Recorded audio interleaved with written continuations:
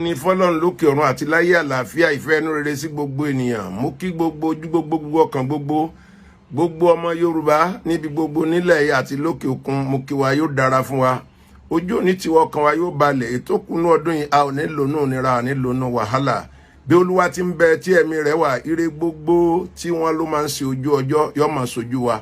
Ire wa kò ní sẹ́yìn wa o ní ọjọ́ nǹkan ẹ̀yẹ wa, ọjọ́ nǹkan ẹ̀yẹ ọmọ wa wọn ní fẹ́ lòmí ṣe wa. Níbikíbi tẹ́ wà ẹ bá mi sàmí kẹfọwọ́ àmì bọ́jú yóò dára fún wa ní orúkọ Jésù Kristi Olúwa wa. Ní ọ̀rọ̀ Yinka Ayefele tó ń lọ káàkiri pípè kò tó pípè, text message, audio, fídíò lórí WhatsApp mi. Bẹ́ẹ̀ dẹ̀ ni lákòókò tí mo wà ọwọ́ kún díẹ̀ 60 day plus ó ń lọ lọ́wọ́lọ́wọ́. Ṣùgbọ́n máa sáré wọlé kí n sọ̀rọ̀ kúkúrú. Ẹ̀yin wo ni máa bá sọ̀rọ̀ jù? Ẹ̀yin oníṣẹ̀ṣe ní ilẹ̀ Yorùbá, ẹ̀yin ni máa bá sọ̀rọ̀ jù. Ẹ jọ̀wọ́ torí Ọlọ́run, títóbi Ọlọ́run ni mo fi bẹ̀ yín. Igbá pẹ̀lẹ́ kì í fọ́, àwo pẹ̀lẹ́ kì í fàya. Ta lọ lọ́run àbúrò mi dáadáa, àkànbí ọlọ́ba èèyàn mi dáadáa, àbúrò mi dáadáa, olówó Èkó, gbogbo yín ni mo kí. Àti ẹ̀yin bàbá professor gbogbo tí ẹ wà tí ọ̀rọ̀ ń bí yín nínú. Ẹ rí wípé nígbà tí Kọ́lá Olóòtú mi ò jáde rárá, mi ò bẹ́ anybody sọ̀rọ̀. Gbogbo ẹni tó sẹ́ni mẹ́sẹ̀gì sí mi, mo ní ọ̀rọ̀ sùnùkùn, ẹ̀yin náà fi tí sùnùkùn gbọ́. Now ẹ dẹ̀ fojú sùnùkùn wo àgbékalẹ̀ bàbá yẹn ó kù díẹ̀ káàtó. Ṣùgbọ́n lórí Yinka Ayefele yìí mo fẹ́ kẹ́ jẹ́ ká mọ̀ kinní kan dájú wípé bí Olúwa ti ń bẹ tí ẹ̀mí rẹ̀ wà, a ní àwọn nǹkan kan. Díẹ̀ nínú ọ̀rọ̀ tí arákùnrin yẹn tó sọ lèyí ẹ̀gbọ́n kan tó sọ. Ọ̀rọ̀ tí òrìṣà yín ti ń gba èèyàn kọ̀ọ̀kan, ti ń gba obìnrin kọ̀ọ̀kan, ìyẹn ẹlẹ́ ti gbé lẹ̀ nígbà tẹ́ fẹ́ gbaṣẹ́ Olúwa. Níbo lẹ ti rí? Ṣákí ni mo ti rí. Láti bá yín ṣe àpáyọ. Ṣé kò lè gbé yín kúrò láti mọ́lé? Kì í ṣe ní tó jọmọ́ pé bóyá bíi kíyàn rá tán bá pààyàn. Ìgbà tí wọ́n tẹ́ lọ sẹ́wọ̀n ẹ̀wọ̀n yẹn ta ló ń bá yín fún lọ́mọ? Àwọn ọmọ ti wà ń bẹ̀. Àwọn ọmọ wo? Mo ti láwọn ọmọ tó máa bá mi lọ wá obìnrin tí wọ́n lè ṣe, mo ti fi àwọn ọmọ sí díẹ̀. Ìwọ̀nba díẹ̀ tí mo lórí ọ̀fẹ́ láti wò nínú àwọn fídíò yẹn tí mo sì gbọ́rọ̀ interview yẹn, ó ní wípé òòṣà tí wọ́n ṣe fóun fún àjàbọ́ àbí àpají àpasìkíní kan àti bẹ́ẹ̀ lọ. Ẹ jẹ́ ká dúpẹ́ lọ́wọ́ Ọlọ́run gbogbo ẹ̀yin oníṣẹ̀ṣe wípé irú àwọn èèyàn wọ̀n báyìí wọ́n pọ̀ lágbàáyé tó yẹ pé èmi ò lè mọ̀ wọ́n, ìwọ ò lè mọ̀ wọ́n, tí wọ́n máa fi ẹnu ba nǹkan jẹ́. Ó ti ṣe kíkiní ìjẹ́ òtítọ́, ṣùgbọ́n Yinka Ayefele kọ́ la bá níjà, Kristẹni kọ́ la bá níjà. Sẹ́rí ọ̀rọ̀ yín kéèsì yín ti ń dá bọ̀ bẹ́ẹ̀ ṣe ń bá bọ̀ nírìn àjò. Ọ̀pọ̀ Kristẹni ló wà in support pẹ̀lú yín, ọ̀pọ̀ Mùsùlùmí gangan ni wọ́n support yín wípé ó ti tó gẹ́, ẹ ní láti sọ̀rọ̀ síta. Bọ̀tẹ́ bá fẹ́ bá Kristẹni jà, ẹ jẹ́ kó wáyé láàyè ọ̀tọ̀, ẹ má jẹ́ kó jẹ́ irú ọ̀nà yìí. Mo fi Ọlọ́run ọba bẹ̀ yín, ẹ jọ̀wọ́ torí Ọlọ́run.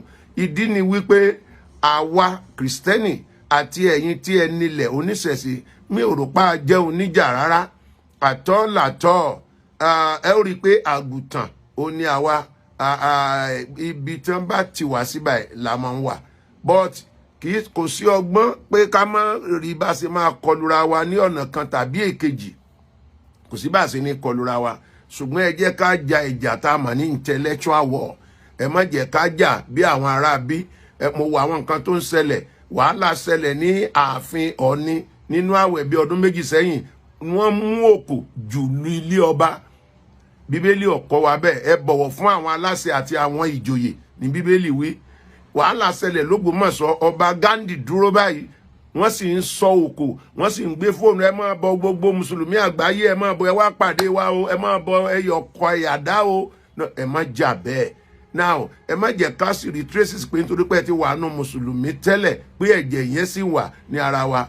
Kí ni mo fẹ́ mú fún yín nínú sáàmù yín, nínú sáàmù àwọn oníṣẹ̀ṣe àbí sáàmù Yorùbá kan tó wí pé inú bíbí mi ò fi ṣẹ́ mi rán ọ, ẹ̀dọ̀ fùfù mi ọ̀bẹ̀ ọlọ́wẹ̀ ó dorí adẹ́tù abìwà pẹ̀lẹ́ ìwà pẹ̀lẹ́ tẹ́ ti níbọ̀ yẹn ni ẹ fi wádìí ọ̀rọ̀ Yinka Ayefele Yinka Ayefele èèyàn 2 3 lè sọ lórí mídíà bàbá wọn bá sì lè get in touch pẹ̀lú ẹ̀ jọ torí Ọlọ́run a fẹ́ mọ ẹni yẹn a lè wọ́ ẹni yẹn lọ sí court a lè wọ́ lọ sí station a lè ṣèwádìí ọ̀rọ̀ yẹn fínífíní jù bá a ṣe fẹ́ pariwo ìjà lórí mídíà lọ ẹ jọ̀wọ́ torí Ọlọ́run ẹ kì í so ní jàgídíjàgan náà rárá àti rárá gbogbo ayé ló dẹ̀ wà lẹ́yìn yín pé ẹ wà lórí right yín ẹ jọ̀wọ́ mo fi tóbi Ọlọ́run ọba bẹ̀ yín mi ò rí Yinka Ayefele bí ẹni tó ń gbé abẹ́lẹ̀ sọ̀tẹ̀ àbí ba ìlú jẹ́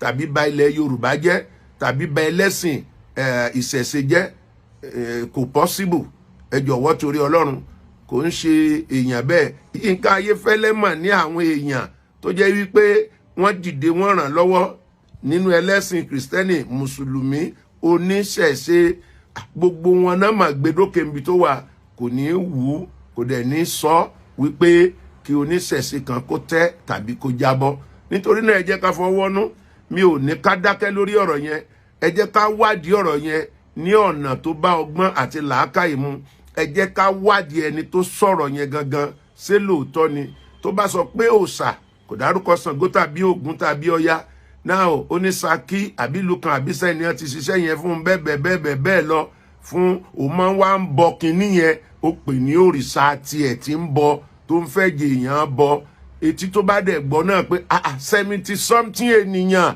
kí ló dé ẹ ti pàlúrun tán náà tá a bá níjọba Nàìjíríà máa dìde ìjọba Nàìjíríà lè má dìde àwa nǹkan láò pé ìjọba sí àkíyèsí pé nǹkan báyìí lọ mí wà lábẹ́lẹ̀ tán burú jù yẹn lọ síbẹ̀ ń wo àwọn fíìmù tó ń ṣẹlẹ̀ ní Àgídìgbò lọ́dọ̀ Alhaji Assas Oríyọmí bẹ́ẹ̀ lọ ibi tá à ń bá lọ yìí ló máa tú àṣírí gbogbo àwọn èèyàn ṣé bí wọ́n ti mú ẹnìkan nu Kristẹni náà lẹ́nujọ́ mẹ́ta yìí tí àbúrò mi Làgbáyé já tó gbé sórí kinní fún wa now church ló lóun ń ṣe ó ní Ṣàngó ó ní Èṣù ó ní oríṣiríṣi òòṣà bíi 4 àbí 5 ni wọ́n bá ní ẹ̀yìn ìkùlé rẹ̀ kò dẹ̀ sọ fún wa wípé bóyá òun ṣe oníṣẹ̀ṣe ó wá ń fi Kristẹni bojú ó ń ba iṣẹ́ tẹ̀yìn jẹ́ ní abẹ́lẹ̀ ohun tí ó mọ̀ nípa ẹ̀ níbo ló ti ṣẹ́ àwọn òrìṣà yẹn ta ni bàbá lóòṣà rẹ̀ ta ló fún láṣẹ díẹ̀díẹ̀ làwọn àṣírí yẹn máa tú mo fi Ọlọ́run ọba bẹ̀ yín ẹ jẹ́ ká fọwọ́nú ẹ jẹ́ ká jẹ ìjà yẹn gẹ́gẹ́ bí ẹni tó ti advance ẹni tó lọ́gbọ́n ẹni tó lóye yóò dára fún yín o ẹ wà lálàáfíà ẹ jẹ́ ká ọ̀rá máa bá lọ ní wẹ́rẹ́wẹ́rẹ́ ẹ jẹ́ ọ̀rá máa bá bọ̀ ní wẹ́rẹ́wẹ́rẹ́ Olúwa yóò dá wa láre ọkàn wa ó balẹ̀ èmi tí yín tòótọ́ o ẹ̀sọ́ Oyèlámì Taku ti Jésù God bless you all in the mighty name of Jesus Christ.